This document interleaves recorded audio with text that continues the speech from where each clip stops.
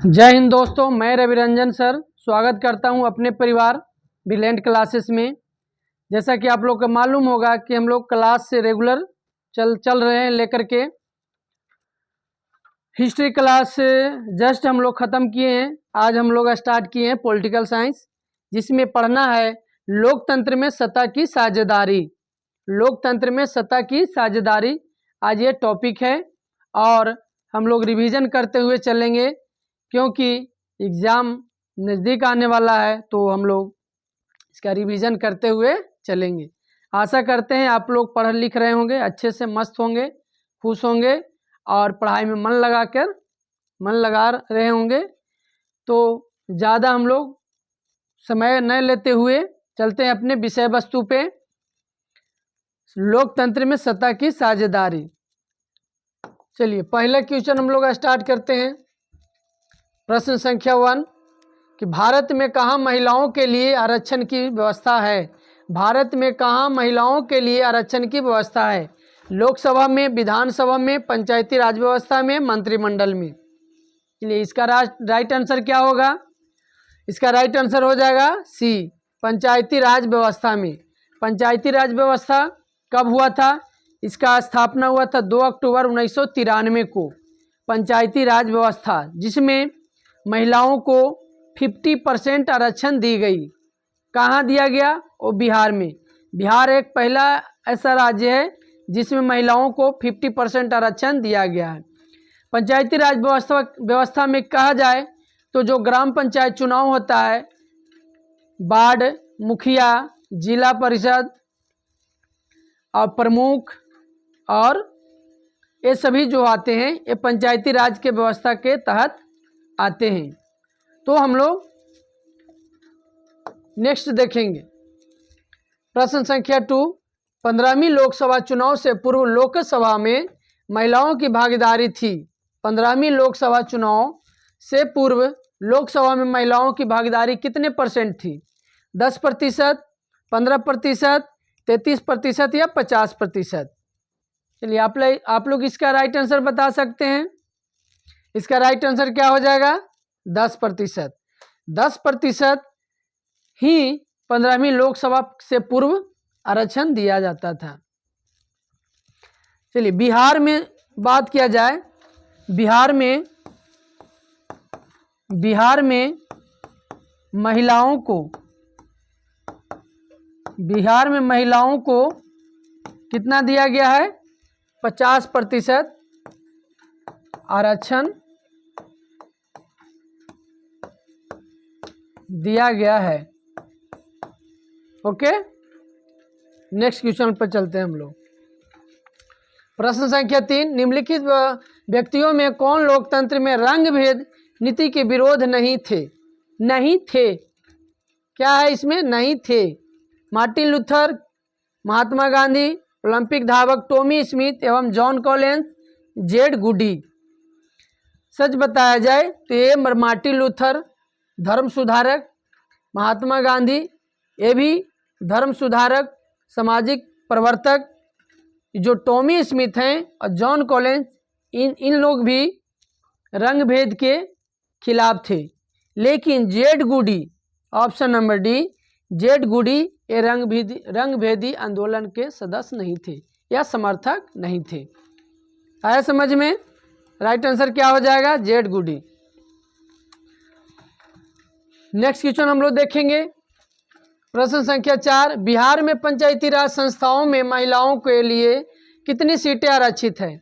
अभी जस्ट बताए हैं 50%, 25%, 33%, इनमें से कोई नहीं। क्या आंसर हो जाएगा? 50%। 50% ही बिहार एक पहला राज्य है जो महिलाओं के लिए 50% आरक्षण देती है।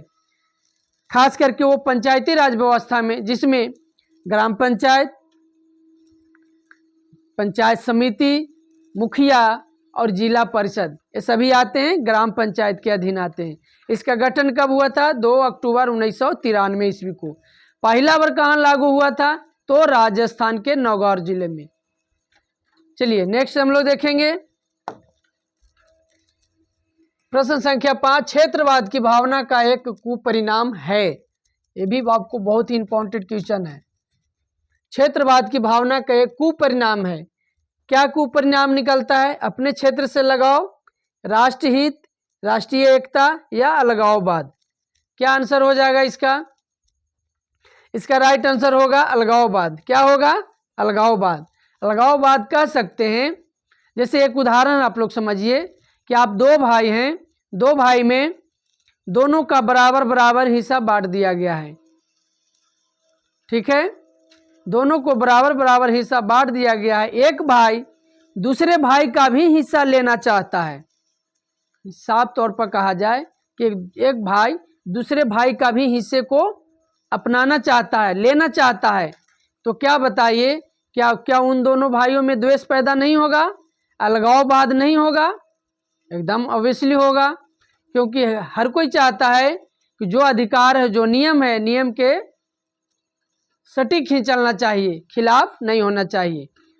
तो यही क्षेत्रवाद की भावना है कि जो मेरे रहते हुए भी किसी दूसरे को चीज़ को भी अपना कह दे, तो ये क्षेत्रवाद होता है। जैसे अभी चाइना क्षेत्रवाद की नीति अपनाती है। चाइना कहता है कि जो दक्षिणी चीन सागर है वो सब मेरा है, भारत का जो अरुणाचल प्रदेश है वो भी मेरा है। वो क्षेत्रवाद की नीति अपनाता है, जिससे उसके जो बॉर्डर एरिया हैं, जो उसके पड़ोसी देश हैं, उनसे उसका द्वेष पैदा रहता है और सामाजिक असंतुलन पैदा रहता है, जिससे भारत और चाइना के बीच जो रिलेशन है वो भी सामान्य नहीं रहता। चलिए, इतना आया समझ में, हम लोग आगे स्टार्ट करते हैं। प्रश्न संख्या 6, सांप्रदायिक राजनीति किस धारणा पर आधारित है? सांप्रदायिक का मतलब होता है धर्म, धर्म के बारे में, एक धर्म से दूसरे धर्म के बारे में। एक धर्म दूसरे धर्म से श्रेष्ठ है। विभिन्न धर्मों के लोग समान नागरिक के रूप में खुशी खुशी साथ रहते हैं। एक धर्म के अनुयायी एक समुदाय बनाते हैं। एक धार्मिक समूह का प्रभुत्व अन्य सभी धर्मों पर कायम रखने में शासन की शक्ति का प्रयोग नहीं किया जा सकता। सांप्रदायिक यानी कि विभिन्न धर्म, कोई भी देश हो, विश्व हो, जिसमें अलग अलग धर्म के लोग निवास करते हैं। तो अलग अलग धर्म के जो लोग निवास करते हैं, सभी का धर्म अलग अलग है, तो उसका रूल, नियम, फॉलो सब अलग तरीके से होता है। हाँ, एक बात है कि जो धर्म के अलग अलग जो धर्म के लोग रहते हैं, इन दोनों धर्मों या और भी कोई धर्म में द्वेष पैदा ना हो, राइट्स ना हो, लड़ाई झगड़े ना हो, तो हम कह सकते हैं कि सांप्रदायिक सौहार्द है। अगर वो दोनों में द्वेष पैदा होता है तो वो उसे राइट्स बोल सकते हैं या सांप्रदायिक लड़ाइयाँ बोल सकते हैं। इसका राइट आंसर क्या हो जाएगा? ऑप्शन ए हो जाएगा, एक धर्म दूसरे धर्म से श्रेष्ठ। सांप्रदायिक राजनीति किस धारणा का पर आधारित है? यानी कि एक धर्म जो है वो दूसरे धर्म के नीचा समझता है। ये जो दूसरे धर्म है वो दूसरे धर्म को नीचा समझता है, यानी कि वो श्रेष्ठ कहलाना चाहता है। बस यही सांप्रदायिक सौहार्द की बात करेंगे। हम लोग क्वेश्चन नंबर 7 में देखेंगे, जब हम लैंगिक विभाजन की बात करते हैं तो हमारा अभिप्राय होता है लैंगिक विभाजन, है ना। चलिए, ऑप्शन ए, स्त्री और पुरुष के बीच जैविक अंतर, समाज द्वारा स्त्रियों और पुरुषों को दी गई असमान भूमिकाएं, बालक और बालिकाओं की संख्या का अनुपात, लोकतंत्र व्यवस्थाओं में महिलाओं को मतदान का अधिकार न मिलना। बताइए क्या आंसर हो जाएगा? जब हम लैंगिक विभाजन की बात करते हैं, यानी कि लैंगिक विभाजन एक जैसे महिला और पुरुष की भेदभाव कर देना, है ना, तो ये लैंगिक विभाजता हो गया। एक लैंगिक असमानता देखने को मिलता है। जैसे पहले के लोग, महिलाओं को वोट देने का अधिकार नहीं था, महिलाओं को वोट देने का अधिकार नहीं था, लेकिन महिलाओं को वोट देने का अधिकार दिया गया। कब दिया गया? जब वो आंदोलन हुआ, सामाजिक जागरूकता पैदा हुआ, तो उस टाइम से महिलाओं को वोट देने का अधिकार भी मिला। यानी हम कह सकते हैं, अभी हम लोग फिलहाल देख सकते हैं अपने अपने घरों में कि जो बहनें होती हैं उनको कम आने जाने या बाहर निकलने की इजाज़त नहीं दिया जाता है, जितना लड़के लोग को दिया जाता है। जितना लड़के लोग कहीं भी आना जाना, ट्रैवल कर लेना, कहीं पे रह करके पढ़ाई लिखाई करना, ये लड़के को ज़्यादा प्रेफरेंस दिया जाता है लड़की के तुलना में, क्योंकि लड़की को ज़्यादा निकलने का इजाज़त नहीं दिया जाता है। तो हम कह सकते हैं कि ये लैंगिक विभाजन है, लैंगिक असमानता है। क्या आपको आया समझ में? चलिए इसका राइट आंसर क्या हो जाएगा? ऑप्शन नंबर बी, समाज द्वारा स्त्रियों और पुरुषों को दी गई असमान भूमिकाएं। कहावत है, लोग पहले कहते थे कि पुरुष है जो काम करेगा वो महिला नहीं कर पाएगी, लेकिन अब के दौर में देखिए, क्या महिला साइंटिस्ट नहीं है? क्या महिला एरोप्लेन नहीं उड़ा रही है? महिला फौज में नहीं जा रही है? महिला कहाँ नहीं जा रही है? तो कह सकते हैं कि आज जो सामाजिक असमानता था, आज उसको दूर किया जा रहा है। एक फिल्म आया था दंगल, आमिर खान का मूवी है, उसमें एक पंक्ति है, हरियाणा का मतलब लैंग्वेज हरियाणवी में, कि के हमारा छोरी छोरे से कम है के, हमारा छोरी छोरे से कम है के।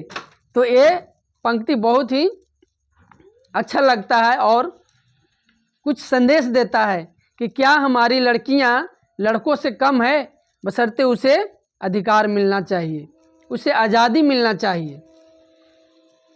चलिए क्वेश्चन नंबर हम लोग देखेंगे 8। भारतीय संविधान के बारे में इनमें से कौन सा कथन सही है? भारतीय संविधान के बारे में इनमें से कौन सा कथन सही है? यह एक धर्म के आधार पर भेदभाव की मनाही करता है, यह एक धर्म को राजकीय धर्म बनाता है, लोगों को कोई भी धर्म मानने की आज़ादी नहीं है, या महिलाओं को मतदान के अधिकार का अभाव है।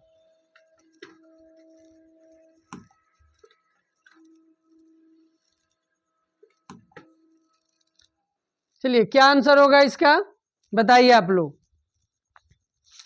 इसका राइट आंसर क्या हो जाएगा? जल्दी जवाब दीजिए। इसका राइट आंसर हो जाएगा ऑप्शन ए, धर्म या धर्म के आधार पर भेदभाव की मनाही करता है। जैसे आर्टिकल यानी अनुच्छेद 25 क्या कहता है? धार्मिक स्वतंत्रता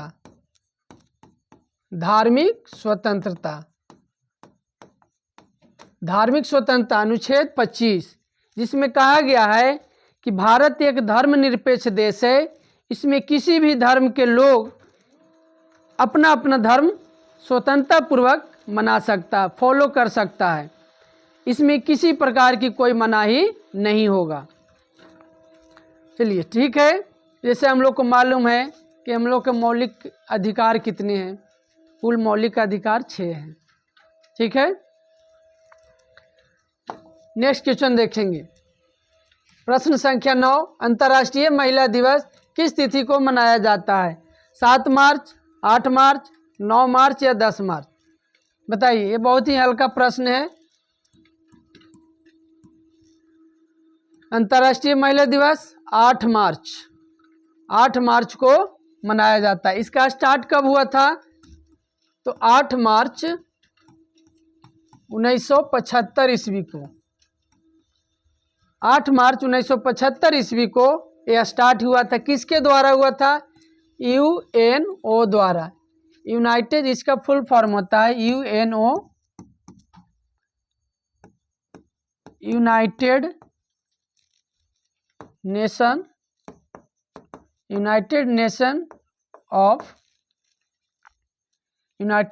ऑफ यूनियन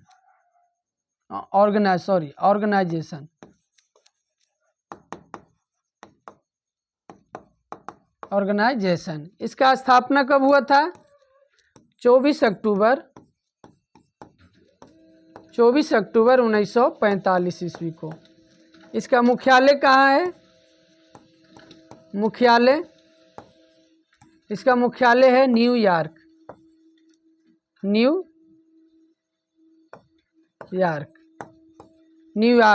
अमेरिका में। कहाँ है? अमेरिका। चलिए नेक्स्ट हम लोग देखेंगे प्रश्न संख्या 10। सांप्रदायिक राजनीति आधारित होती है। सांप्रदायिक राजनीति आधारित होती है धर्म पर, जाति पर, क्षेत्र पर या इनमें से कोई नहीं। सांप्रदायिक यानी धर्म, धर्म के बारे में बोला गया। तो जो धर्म है वो धर्म पे ही तो आधारित होगा। बात तो एकदम ऑब्वियसली है कि जो जब सांप्रदायिक की बात कर रहा है तो एकदम धर्म पे ही बात करेगा। चलिए इसका राइट आंसर क्या होगा बताइए।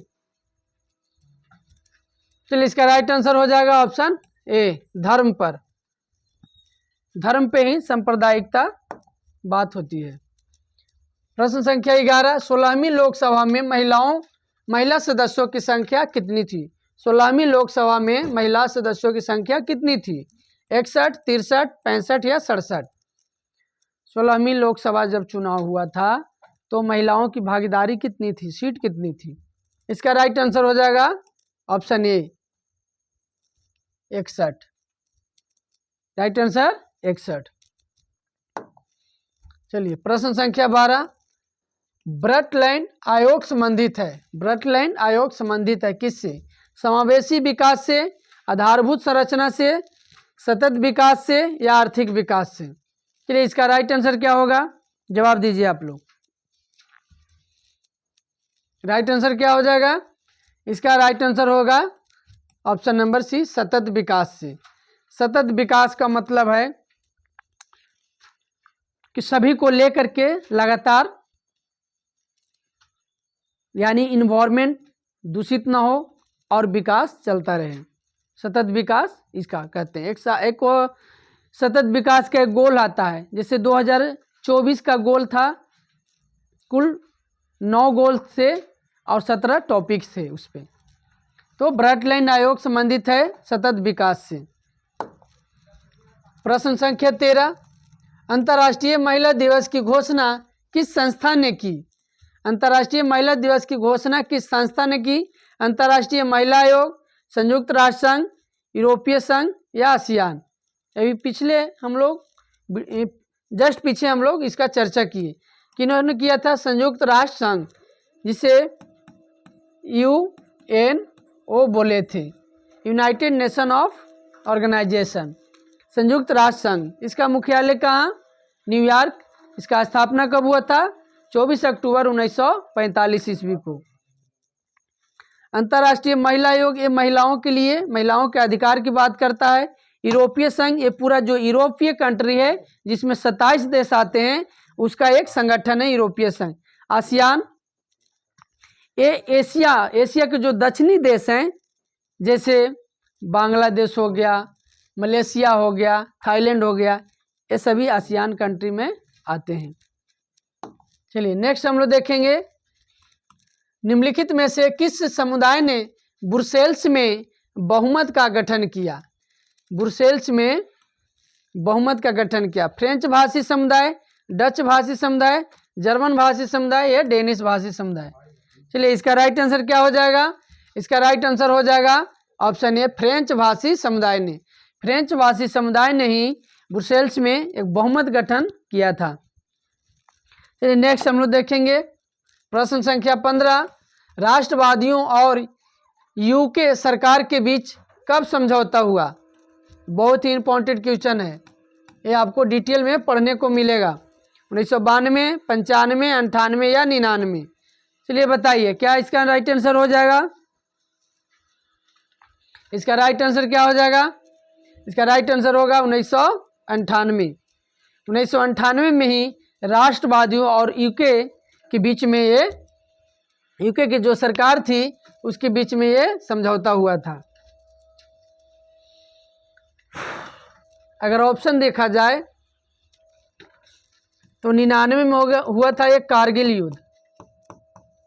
कारगिल युद्ध जिसमें भारत ने पाकिस्तान को हरा दिया था। और 1995 में WTO का गठन हुआ था, वर्ल्ड ट्रेड ऑर्गेनाइजेशन, 1995 में। 92 में जो पंचायती राज जो व्यवस्था था वो 91-92 में स्टार्ट हुआ था और 93 में पहली बार पंचायती राज व्यवस्था लागू हुआ था। कहाँ से? अभी जस्ट बताए हैं, नागौर राजस्थान में। चलिए ठीक है। प्रश्न संख्या 16, निम्न में से किसने कहा कि धर्म को कभी भी राजनीति से अलग नहीं किया जा सकता है? ये बहुत ही इंपॉर्टेंट बात बोले थे। कौन बोले थे? आचार्य विनोबा भावे, महात्मा गांधी, सरोजिनी नायडू या राजेंद्र प्रसाद। धर्म को राजनीति से अलग नहीं कर सकते हैं, ये शब्द किन्होंने कहा था? इसका राइट आंसर हो जाएगा महात्मा गांधी जी ने। महात्मा गांधी जी ने ही कहा था कि धर्म को राजनीति से अलग नहीं कर सकते हैं। आचार्य विनोबा भावे, इन्होंने पवनार आश्रम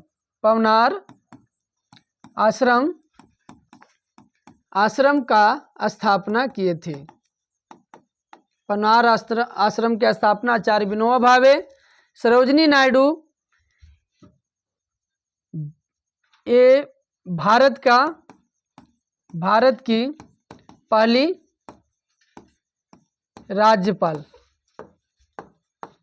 सरोजिनी नायडू। राजेंद्र प्रसाद, भारत के पहले राष्ट्रपति डॉक्टर राजेंद्र प्रसाद। चलिए नेक्स्ट क्वेश्चन हम लोग देखेंगे। प्रश्न संख्या 17, निम्न में से कहाँ सामाजिक विभाजन का आधार भाषा था? ये भी आपको बहुत ही इंपॉर्टेंट क्वेश्चन है। बेल्जियम, उत्तरी आयरलैंड, बोलीविया या नेपाल? जब हम लोग बेल्जियम या फिर नीदरलैंड का जो इतिहास पढ़ेंगे, बेल्जियम का एक जो संगठन था, उसके जो प्रथम सेकेंड वर्ल्ड वार में जब शामिल हुआ था, उस टाइम का इतिहास पढ़ेंगे तो हम लोग को समझ में आएगा कि सामाजिक जो विभाजन था वो भाषा के आधार पर हुआ था। कहाँ होगा था?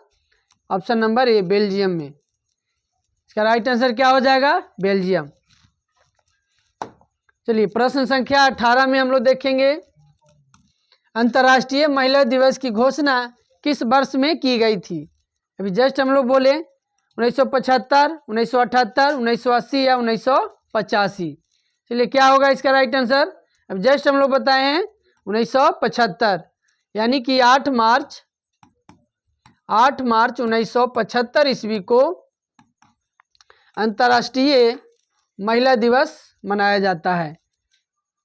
स्टार्ट कब हुआ था? 1975 से। स्टार्ट किया था किन्होंने? तो संयुक्त राष्ट्र संघ के द्वारा ये स्थापना किया गया था और प्रत्येक वर्ष प्रत्येक 8 मार्च के दिन हम लोग अंतर्राष्ट्रीय महिला दिवस मनाते हैं। चलिए नेक्स्ट क्वेश्चन हम लोग देखेंगे। प्रश्न संख्या 19, सामाजिक विभाजनों को हल करने का सबसे अच्छा तरीका क्या है? सामाजिक विभाजनों को हल करने का सबसे अच्छा तरीका क्या है? राजतंत्र, लोकतंत्र, सैनिक तानाशाह या जनसंघर्ष? क्या आंसर हो जाएगा इसका? इसका राइट आंसर क्या होगा? लोकतंत्र। लोकतंत्र ही आपको सामाजिक सौहार्द को बनाए रखने में मदद करता है, क्योंकि लोकतंत्र कहते हैं किसको हैं? तो for the people, by the people, of the people is the democracy. यही तो मेन रूल, नियम और जो इस लोकतंत्र की जो परिभाषा है वो यहीं से निकलता है। इन्होंने और किन्होंने कहा था ये शब्द? एक कहे थे अब्राहम लिंकन ने, कि जनता के द्वारा जनता के लिए जो शासन व्यवस्था चलती है उसे लोकतंत्र कहते हैं। और लोकतंत्र में सभी की हिस्सेदारी बराबर होती है, सभी में समानता बराबर मिलना चाहिए और किसी में खुशी और किसी में द्वेष पैदा नहीं होना चाहिए। तो फिलहाल आज के लिए इतना ही। हम लोग इसका नेक्स्ट चैप्टर कल करेंगे। आज हम लोग पढ़ें लोकतंत्र में सत्ता की साझेदारी। चलिए आशा करते हैं आप लोग खुश होंगे, मस्त होंगे, पढ़ाई कर रहे होंगे। इसी के साथ आज के लिए बस इतना ही। जय हिंद।